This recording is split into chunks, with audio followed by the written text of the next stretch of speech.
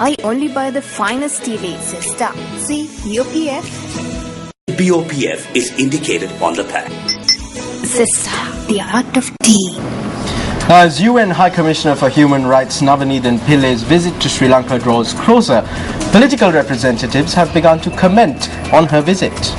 Let's now take a look at some of the views that were expressed on the political stage. The United Nations Human Rights Commissioner Navi Pillay will arrive in Sri Lanka next week. We expect to show her the democracy we have achieved. We see this as an ideal opportunity to show the steps taken by the government to move ahead economically only 4 years after the end of the brutal terror of the LTTE. We are not bound to answer any questions. The principle of human rights is coming. She is coming to see if the children of Sri Lanka are upholding human rights as well. She is not going to Iraq. She is not going to America. She is not going to Afghanistan to see how the American army is looking after human rights there. But she is coming to Sri Lanka. She is coming to look at what we must do to ensure that we cannot maintain the peace that we have won in the long term.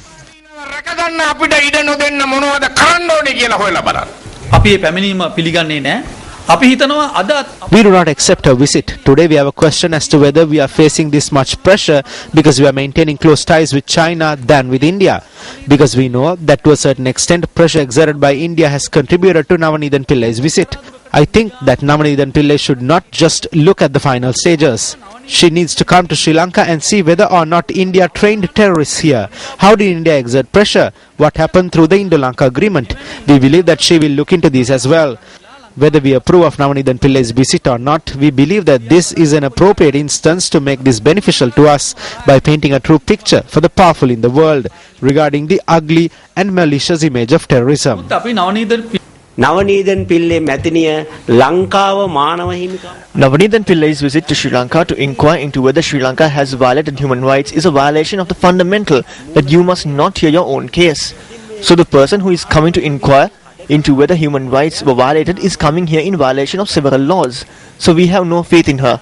If she truly wants to inquire into whether human rights have been violated, we challenge her, like she is coming to Sri Lanka to visit Afghanistan, Iraq, and at the very least, Egypt, where serious human rights violations are taking place.